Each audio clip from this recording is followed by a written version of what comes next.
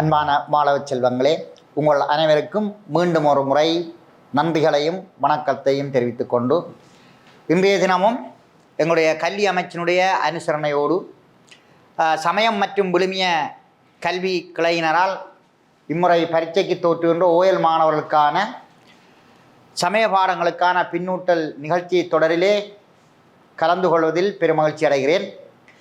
இன்றைய தினமும் நாங்கள் 4 அலகுகளைச் சேர்ந்த வினாக்களை நாங்கள் இன்று பார்க்க இருக்கிறோம். அதிலே மிகவும் முக்கியமான பகுதியாக இருக்கக்கூடிய திருக்கூட்டச் சிறப்பு, மீட்சி படலம் போன்ற பகுதிகளையும், அதனைத் தொடர்ந்து நாங்கள் திருக்கூட்டச் சிறப்புடன் குங்கிரிய கலைய நாயனார், திலகவதியார் போன்ற அலகுகளையும் இன்றைய தினம் நாங்கள் பார்க்க இருக்கிறோம். மாணவர்களே, நாங்கள் இந்த அலகுகளிலே நாங்கள் சில விடயங்களை கவனித்து கொள்ளல் வேண்டும். இந்த அலகிலே அதிகமான வினாக்கள் வருவது வழமை. அந்த அடிப்படையிலே நாங்கள் இந்த திருக்கூட்டச் சிறப்பு என்ற அலகிலே இந்த திருக்கூட்டச் சிறப்பு பெரிய புராணம் சேக்கிழார் சுவாமிகளினால் அருளப்பட்டது. இது 12ஆம் திருமுறையாக கொள்ளப்படுகிறது. இதிலே 63 நாயன்மார்களையும் 9 தொகையடியார்களையும் வைத்து பாடப்பட்டது. இந்த பெரிய புராணம் பாடுவதற்கு சுந்தரமூர்த்தி நாயனாருடைய திருத்தொண்டர் தொகை முதல் நூலாகவும், நம்பியாண்டார் நம்பியினுடைய திருத்தொண்டர் திருவந்தாதி வழிநூலாகவும் கொண்டு இந்த நூல் அருளப்பட்டது. இதிலே 4286 பாடல்கள் காணப்படுகின்றன. 13 சருக்கங்கள், 2 காண்டங்களாக இந்த நூல் வடிவமைக்கப்பட்டு ஒரு காவிய நூலாக எங்களுடைய இந்து சமயத்தினுடைய ஒரு பொக்கிஷமாக இந்த பெரிய புராணம் விளங்குவதை நாங்கள் காணலாம். அந்த பெரிய புராணத்திலே வருகின்ற திருமலை சருக்கத்திலே இடம்பெறுகின்ற ஒரு பகுதிதான் இந்த சிவனடியார் கூட்டச் சிறப்பு. இந்த திருமலை சருக்கத்திலே வருகின்ற திருமலை சருக்கத்திலே பல்வேறுபட்ட நாடுநகர் சிறப்புகள் போன்றவற்றை எடுத்து கூறினாலும் சிறப்பாக இந்த சிவனடியார்களுடைய பெருமை எடுத்து விளக்கப்படுவதை நாங்கள் காணலாம். அதன் அடிப்படையில் இந்த திருக்கூட்டச் சிறப்பிலே 11 பாடல்கள் இருக்கின்றது பிள்ளைகள். அதிலே நீங்கள் நன்கு கவனித்தால் தெரியும், முதலாவது பாடலில் இருந்து 5வது பாடல் வரை அந்த மண்டபத்தினுடைய சிறப்புகள் அங்கே சொல்லப்படுவதை நாங்கள் காணலாம். தொடர்ந்து 6வது பாடலில் இருந்து 10வது பாடல் வரையான பாடல்கள் அந்த சிவனடியார்களுடைய பெருமைகளையும் சிறப்புகளையும் எடுத்து சொல்லுகின்றது. 11வது பாடல் இந்த சேக்கிழார் சுவாமிகள் இந்த சிவனடியார்களுடைய பெருமையை இனி என்னால் சொல்ல முடியாது, சுந்தரமூர்த்தி நாயனார் மிகச் சிறப்பாக சொல்லிவிட்டார் என்று விழித்து பாடுவதாக அந்த 11வது பாடல் அமைந்திருப்பதையும் நாங்கள் காணலாம். ஆகவே இதனை நாங்கள் அடிப்படையாக கொண்டு அந்த சிவனடியார்களுடைய அந்த பெருமையை சொல்லுகின்ற திருக்கூட்ட சிறப்பை நாங்கள் பார்ப்பதற்கு முதல் அந்த பெரிய புராணம் பற்றி நாங்கள் சொல்லப்பட்ட சில செய்திகளை இங்கே வினாவாக தொடுத்திருக்கிறார்கள். ஆகவே அதன் அடிப்படையில் பெரிய புராணத்தை பாடியவர் இது எத்தனையாம் திருமுறை? அப்போ பெரிய புராணத்தை பாடியவர் சேக்கிழார். இது எத்தனையாம் திருமுறை? 12. இந்த பெரிய புராணத்தை திருத்தொண்டர் புராணம் என்றும் அழைப்பது மரபுண்டு. அதே போன்று மாக்கதை என்றும் இந்த பெரிய புராணத்தை அழைக்கப்படுகிறது. ஆகவே பிள்ளைகள், திருத்தொண்டர் புராணம் என்று கேட்டால் அது பெரிய புராணத்தை தான் சுட்டி நிற்கும். ஆகவே அதை நீங்கள் இந்த இடத்திலே கவனித்துக் கொள்ள வேண்டும். அதேவேளை திருத்தொண்டர் புராண சாரம் என்று சொல்லப்படுகின்ற ஒரு நூலை உமாவதி சிவாச்சாரியார் அருளியிருக்கிறார். அது திருத்தொண்டர் புராண சாரம், இது திருத்தொண்டர் புராணம். ஆகவே அந்த அடிப்படையை நீங்கள் இந்த இடத்திலே நீங்கள் கவனமாக புரிந்து கொள்ள வேண்டும். தொடர்ந்து நாங்கள் பாருங்கள், பெரிய புராணம் யாருடைய வரலாற்று கதைகளை எடுத்து கூறுகிறது? அப்போ யாருடைய கதைகளை எடுத்து கூறுகின்றது என்றால் அது 63 தனி அடியார்களுடைய வரலாறையும் 9 தொகை அடியார்களுடைய வரலாறையும் அது எடுத்து சொல்லுகின்றது. இதுக்கு என்ன ஒரு சிறப்பான விடயம் என்றால், இந்த 63 நாயன்மார்களுக்குள்ள மாணிக்கவாசகர் சுவாமிகள் அடங்கவில்லை. என்னவோ தெரியவில்லை. சேக்கிழார் திருவாதபுரன் விளம்பிட தில்லையம்பலத்தான் எழுதிய பெருமைக்குரிய 8ஆம் திருமுறை அருளிய அந்த மாணிக்கவாசருடைய பெருமையை அறிந்து இந்த பெரிய புராணத்துக்குள் அவரை சேர்த்து கொள்ளவில்லையோ என்ற எண்ணம் தோன்றுகிறது. என்றால் மாணிக்கவாசகரை இந்த பெரிய புராணத்துக்குள் அந்த 63 நாயன்மார்களில் ஒருவராக அவர் ஏற்றுக்கொள்ளவில்லை, குறிப்பிடப்படவில்லை. ஆகவே 63 தனியடியார்களையும் 9 தொகையடியார்களையும் பெற்று பாடப்பட்டது தான் இந்த பெரிய புராணம். ஆகவே இவ்வாறான சிறப்புகளை கொண்ட அந்த பெரிய புராணத்திலே 13 சருக்கங்கள் இருக்கின்றன. அந்த 13 சருக்கங்களிலே முதலாவதாக சொல்லப்படுவது திருமலை சருக்கம். அந்த திருமலை சருக்கத்திலே திருமலை சிறப்பு பற்றி சொல்லப்படுகிறது, திருநாட்டு சிறப்பை பற்றி சொல்லப்படுகிறது, திருநகர் சிறப்பை பற்றி சொல்லுகின்றது, திருக்கூட்ட சிவனடியார்களுடைய பெருமையை சொல்லுகின்றது, தடுத்தாட்கொண்ட புராணம் பற்றி எடுத்து சொல்லுகின்றது. அதாவது சுந்தரரை இறைவன் தடுத்தாட்கொண்ட வரலாற்றை சித்தரிக்கின்ற தடுத்தாட்கொண்ட புராணம் பற்றி அது எடுத்து சொல்லுகின்றது. இவ்வாறான பல சிறப்பம்சங்களை கொண்டதாக அந்த திருமலை சருக்கம் இடம்பெறுகின்றது. அதிலும் இந்த திருக்கூட்ட சிறப்பு என்பது மிகவும் சிறப்பு வாய்ந்த ஒன்று. சிவனடியார்களுடைய பெருமையை பேசுகின்ற ஒன்றாக அது காணப்படுவதை நாங்கள் பார்க்கலாம். ஆகவே அந்த அடிப்படையிலே நாங்கள் அந்த திருக்கூட்ட சிறப்பிலே இடம்பெறுகின்ற அந்த சிவனடியார்களுடைய சிறப்புக்கள் எவ்வாறாக அங்கே சேக்கிழார் பெருமானால் எடுத்து சித்தரிக்கப்படுகின்றது என்பதனை கவனத்திலே கொள்ளலாம். ஆகவே நான் முன்னர் சொன்னது போல இந்த திருக்கூட்ட சிறப்பினுடைய 11 பாடல்களிலும் முதல் 5 பாடல்கள் அந்த மண்டபத்தினுடைய தேவராசிரிய மண்டபத்தினுடைய சிறப்பை அது எடுத்து சொல்லுகிறது என்று நான் சொன்னேன். அதே போன்று 6 தொடக்கம் 10 பாட்டு வரையான பாடல்கள் சிவனடியார்களுடைய சிறப்பை எடுத்து சொல்லுகின்றது. ஆகவே அதை நாங்கள் வகைப்படுத்தி பார்க்கின்ற போது இந்த தேவராசிரிய மண்டபம் சிறப்பு பெறுவதற்கு பல காரணங்கள் சேக்கிழாரால் முன்வைக்கப்படுகிறது. இந்த தேவராசிரிய மண்டபம் 1000 பால்கடலுக்கு சமனானது என்று அவர் விழித்து சொல்லுகின்றார். ஏன் 1000 பால்கடலுக்கு சமனானது என்று அவர் சொல்லுகின்றார் என்றால், அங்கே பிரமன் தாமிரப்பூவிலே வாசம் செய்கின்ற பிரமன் வாசம் செய்கின்றான். தேவர்களுடைய தலைவன் என்று சொல்லப்படுகின்ற இந்திரன் அங்கே வாசம் செய்கின்றான். தன்னுடைய நெஞ்சிலே இலக்குமியை சுமந்து கொண்டிருக்கிற விஷ்ணு பகவான் அங்கே வாசம் செய்கின்றார். அவ்வாறான காரணங்களினால் இந்த தேவராசிரியர் மண்டபம் 1000 பால்கடலுக்கு சமனானதாக சேக்கிழாரால் சித்தரிக்கப்படுகிறது. அது மட்டுமல்ல, இந்த தேவராசிய மண்டபம் இப்படி பொலிவு வருவதற்கு இன்னும் பல காரணங்களை அவர் முன்வைக்கின்றார். அந்த தேவராசிரிய மண்டபத்திலே வாசம் செய்யக்கூடிய அந்த சிவனடியார்கள் அகப்புற தூய்மை கொண்டவர்களாகவும், அந்த அகப்புற தூய்மையை ஏற்படுத்தக்கூடிய விபூதியினை திருநீற்றினை உடல் முழுக்கே தரித்தவர்களாகவும், எந்நேரமும் இறை சிந்தனையோடு இறைவனை புகழ்ந்து பாடுகின்ற பஞ்சாட்சர மந்திரத்தை ஓதிக்கொண்டிருப்பதன் காரணமாகவும் அந்த தேவராசிரியர் மண்டபம் சிறப்பு பெறுகின்றது என்று அழகாக இந்த காவியமாக சேக்கிழார் மிக துல்லியமாக சொல்லப்பட்டிருப்பதை நாங்கள் அதிலே காணக்கூடியதாக இருக்கின்றது.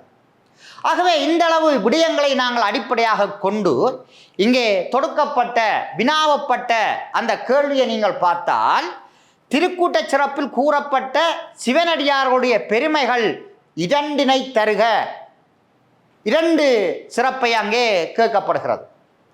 நீங்கள் அந்த பாடப்பரப்பிலே சாதாரணமாக ஒரு சிவனடியாருக்கு என்னென்ன சிறப்புகள் இருக்கின்றது, இருக்க வேணும் என்பதையெல்லாம் ஒவ்வொரு பாடலும் அங்கே சித்தரிக்கிறது.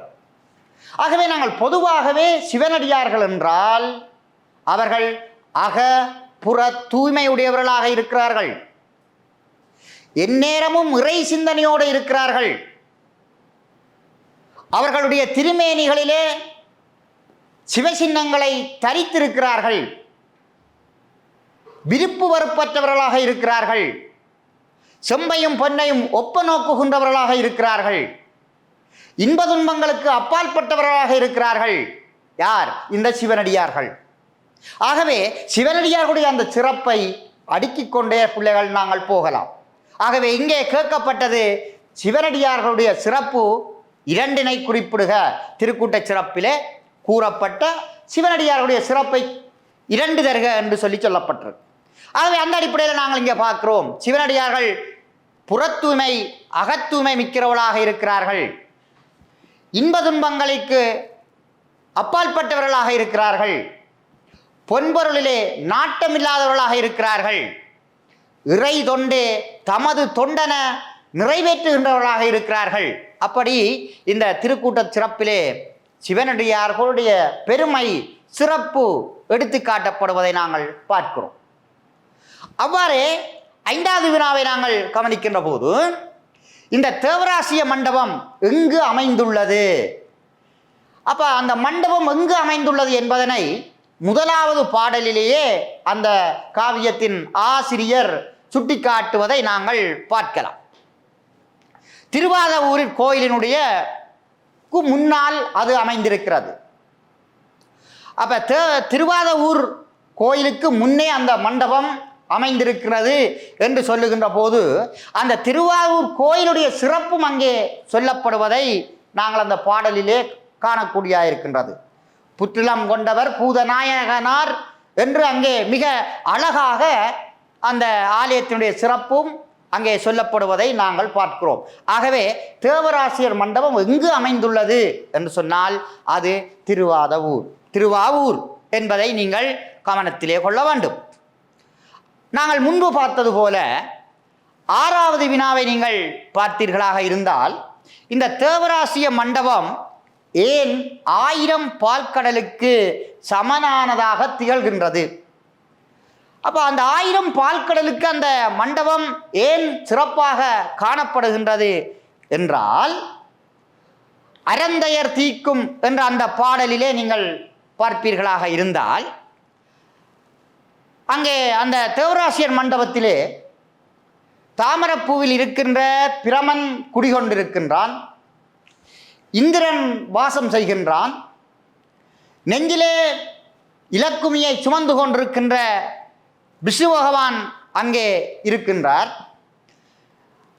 அடியார்கள் எந்நேரமும் சிவ சிந்தனையோடு சிவ சின்னங்களை தரித்தவர்களாக பஞ்சாட்சர மந்திரத்தை ஓதிக்கொண்டிருக்கின்றவர்களாக இருக்கின்றார்கள்.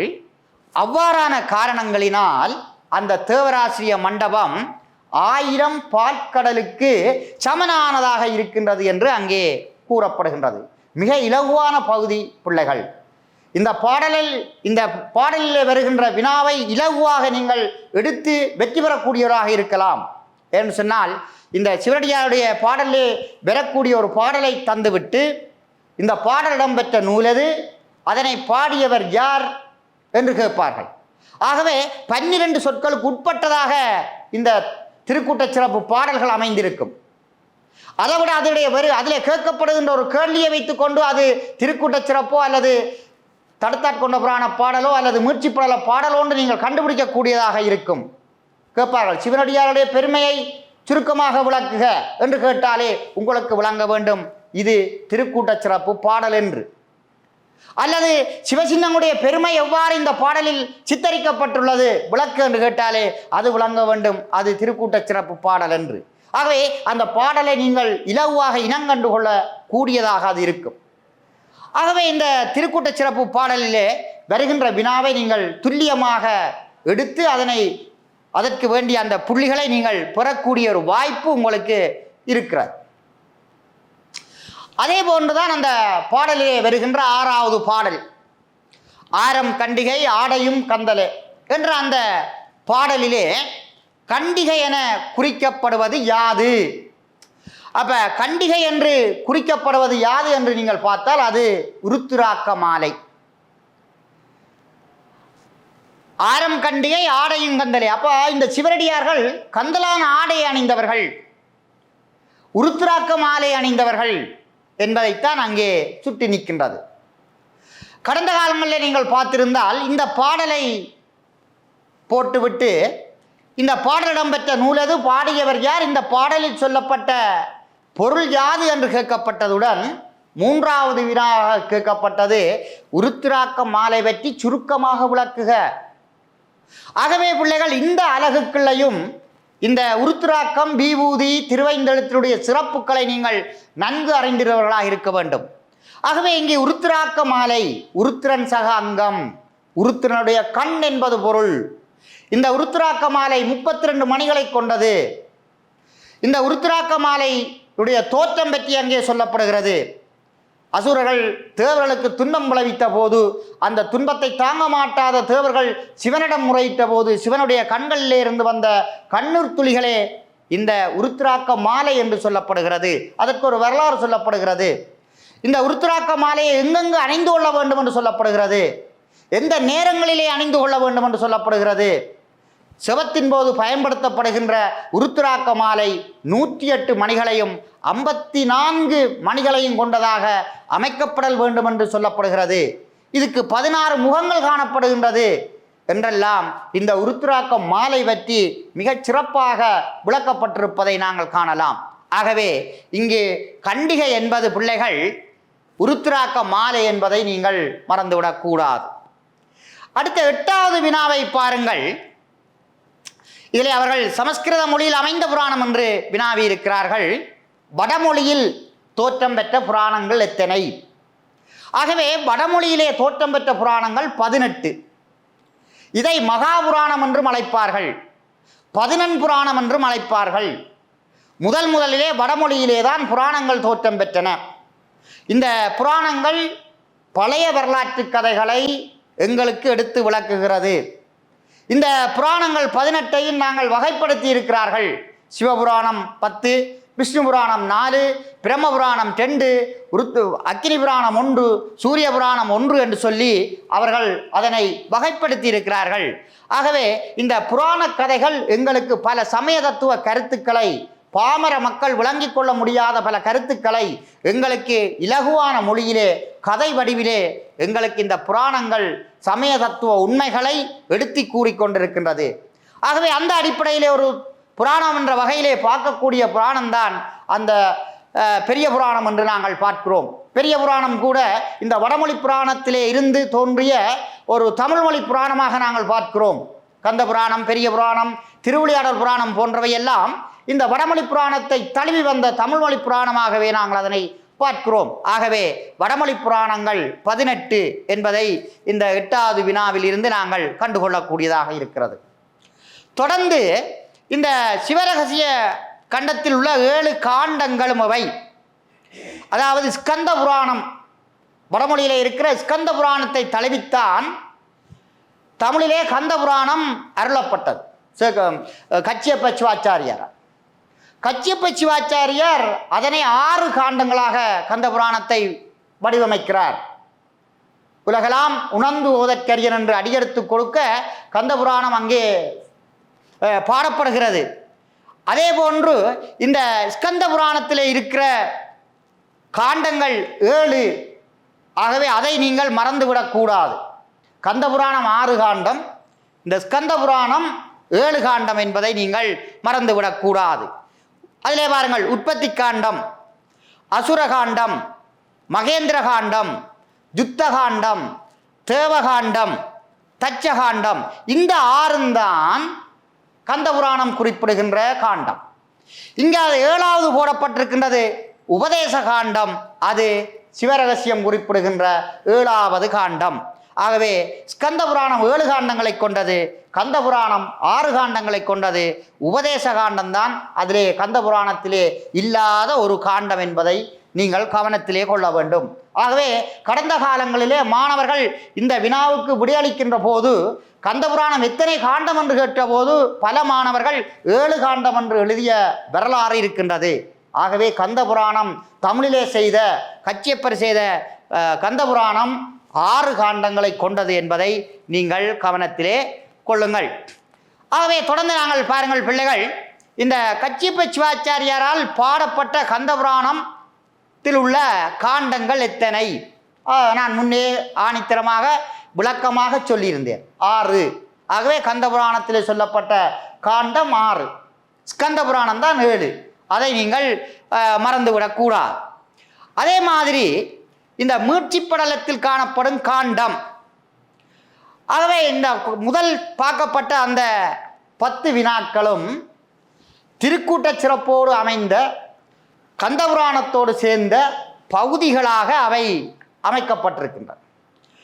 ஆனால் தொடர்ந்து வருகின்ற பகுதிகளிலே நாங்கள் பார்க்கின்ற போது 11ஆம் ஆண்டிலே நீங்கள் கற்றுக்கொண்டிருக்கின்ற அல்லது கற்று முடித்த மீட்சி படலம் பற்றிய செய்திக்குள் அந்த வினா தொடுக்கப்பட்டிருப்பதை நாங்கள் காணலாம்.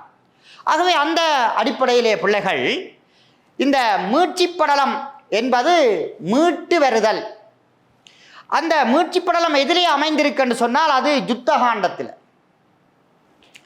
அந்த கந்த புராணத்திலே இருக்கக்கூடிய 6 காண்டங்களிலே ஒன்றான யுத்த காண்டம் தேவர்களுக்கும் அசுரர்களுக்கும் இடம்பெற்ற போரை சித்தரிக்கின்ற ஒரு காண்டமாக அது அமைக்கப்பட்டிருக்கின்றது.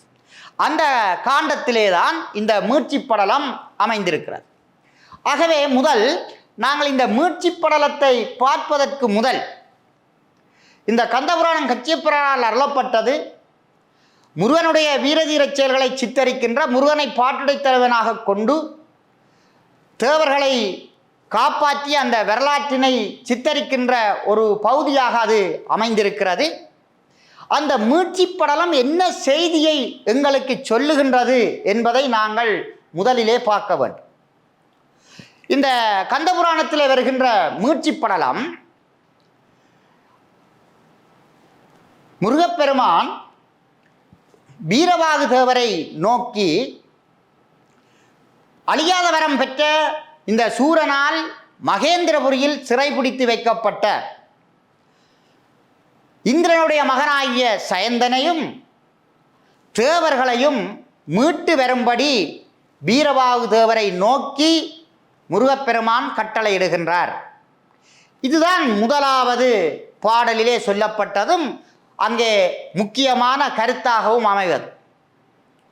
அதன்படி வீரவாகு தேவர் மகேந்திரபுரிக்கு சென்று அங்கே மகேந்திரபுரியிலே அடைக்கப்பட்டிருந்த, சிறை வைக்கப்பட்டிருந்த சூரவன்மனால் துன்பப்பட்டு கொண்டிருக்கக்கூடிய சயந்தனையும் தேர்வுகளையும் கண்டு, உங்களை முருகப்பெருமான் மீட்டு வரும்படி என்னை அனுப்பியிருக்கிறார் என்ற செய்தி அங்கே சொன்னபோது சயந்தனும் தேவர்களும் மகிழ்ச்சியிலே ஆரவாரித்து மகிழ்ச்சியிலே திளைக்கிறார்கள். அதன் பின்னர் வீரவாகு தேவரோடு இந்த தேவர்களும் இங்கே முருகப்பெருமானுடைய போர்க்களத்துக்கு விரைந்து வருகிறார்கள். விரைந்து வருகின்ற போது முருகனை கண்டவுடன் இந்த சயந்தனும் தேவர்களும் முருகப்பெருமானை வணங்கி நன்றி செலுத்துகிறார்கள்.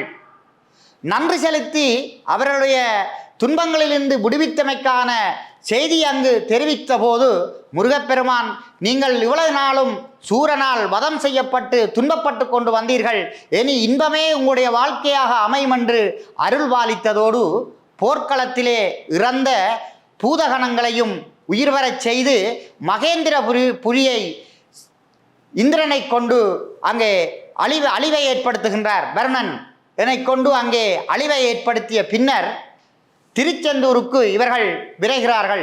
திருச்செந்தூருக்கு சென்று அங்கே தேவதச்சனை கொண்டு கோயில் அமைத்து அந்த கோயிலிலே சிவலிங்கத்தை ஆவாகனம் செய்து இந்த தேவர்களும் முருகப்பெருமானும் வணங்குகின்ற, பூசிக்கின்ற வரலாற்றை சொல்லுகின்ற ஒரு காவியமாகத்தான் இந்த கந்த புராணத்திலே உள்ள மீட்சி படலம் அமைந்திருக்கிறது என்பதை நீங்கள் எல்லோரும் அதனுடைய பொருளை நீங்கள் பிள்ளைகள் விளங்கிக் கொள்ள வேண்டும்.